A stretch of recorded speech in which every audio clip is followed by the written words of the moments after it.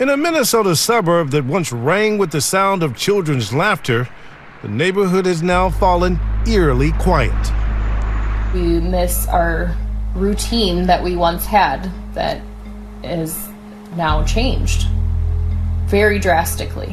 Alicia and Art Coles, like so many others, have had their lives turned upside down by COVID-19. Their small business that provides office furniture installation has cratered. To go from being extremely busy to absolutely nothing is shocking. With so many people forced to work from home, the jobs disappeared. A lot of things are racing in our mind to make sure that we stay afloat and continue running. You feel a responsibility to not only your direct family, but also your employees and their families. To counter the loss of their income, Alicia says she went online to sign up for the government's emergency loan program and was assigned an application number. Then something peculiar happened. Within hours, an email landed in Art's inbox. The email was asking for an IRS form to be filled out that would have held my social security number, my date of birth.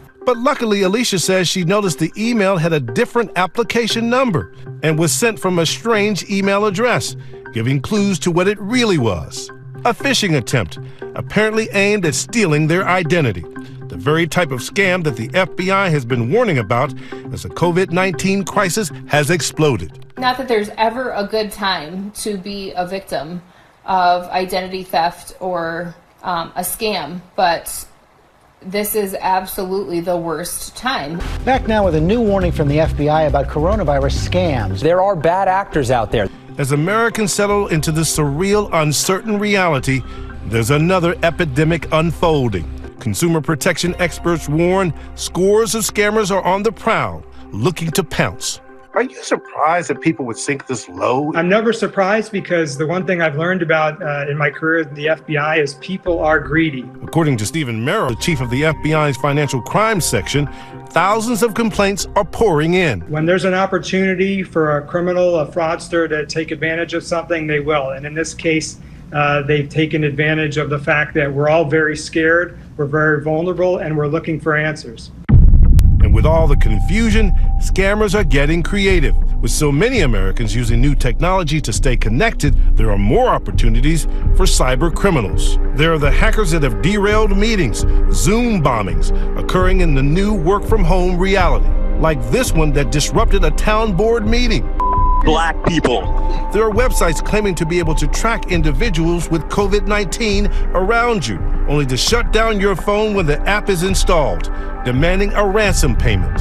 We can qualify you to get a free diabetic monitor and a complimentary testing kit for coronavirus. Then the robocalls, vexing even before COVID-19. Now they've hit hyperdrive, capitalizing on a nation filled with panic and fear. We've seen cases that you could call just flat extortion, where a criminal is contacting an honest person and basically saying that I'm going to come over to your house or find you and I'm going to give you coronavirus, or I'm going to give the coronavirus to your family members or friends if you don't pay us money. U.S. Telecom is an industry group aggressively tracing these robocalls back to their sources, which are sometimes international in nature. The goal, to shut them down as quickly as possible. It's our little contribution, given that we can't be serving in the hospitals or directly on the front lines fighting the virus itself. David Frankel is one of these keyboard warriors, trying to identify robocall perpetrators and flag them to phone carriers. He's working with the California tech company Umail, and Nightline joined them as they went after an alleged robocaller. And the quarantine and loss of millions of jobs is only This reference to quarantine and all that stuff. for other ways to make income now. Coronavirus, quarantine, all the good ones. They say they traced the robocall to its source and then flagged it to the phone carrier, getting quick results. So within 48 hours from that very first call to shutting it down is really good. Then there are some who don't hide in the shadows, accused of openly selling fake coronavirus cures or dubious healthcare products. You're saying that silver solution would be effective. Well, let's say it hasn't been tested on this strain of the coronavirus, but it's been tested on other strains of the coronavirus. Authorities accuse televangelist Jim Bakker and the company that produces his TV show of promoting a silver solution cure for COVID-19. suing them for trying to sell a potion in a bottle for $80. The production company for Baker's TV show says it was his guest who touted the product. The company says they've stopped offering it. The litigation is currently pending. Keith Middlebrook. Meanwhile, in Southern California, Keith Middlebrook was an actor who played a police officer dispensing justice in Iron Man 2. Excuse me? Placed under arrest. Are you kidding? Hands behind your back, sir. I'm trying to help here. His social media showing a man confident. Hey everybody, this is Keith Middlebrook. In his success. I'm in a beautiful Maybach. This is a $600,000 car. His latest achievement, he alleged, was finding a so-called cure that has so far eluded the efforts of the world's best scientists and the entire U.S. government. He posted this bold claim to his 2 million Instagram followers. After studying cell tissue and chemical biology for many years, I've created the cure for COVID-19, COVID-19, the coronavirus. This is it right here. There is no cure, and Middlebrook has been arrested and charged with attempted wire fraud, accused of promoting a false claim to lure investors. I'm beyond qualified. His attorney has said he has no comment at this time. People obviously, want to get rich quick or whatever the means would be. So he was soliciting investment. So that would be someone who is on a much larger scale. But Middlebrook may have been lucky that he never ran into this online personality. Will it help my cat? Yes. This is Kitboga. He wouldn't share his real name with ABC News for what he claims are personal safety reasons. I talk to criminals primarily for my job now.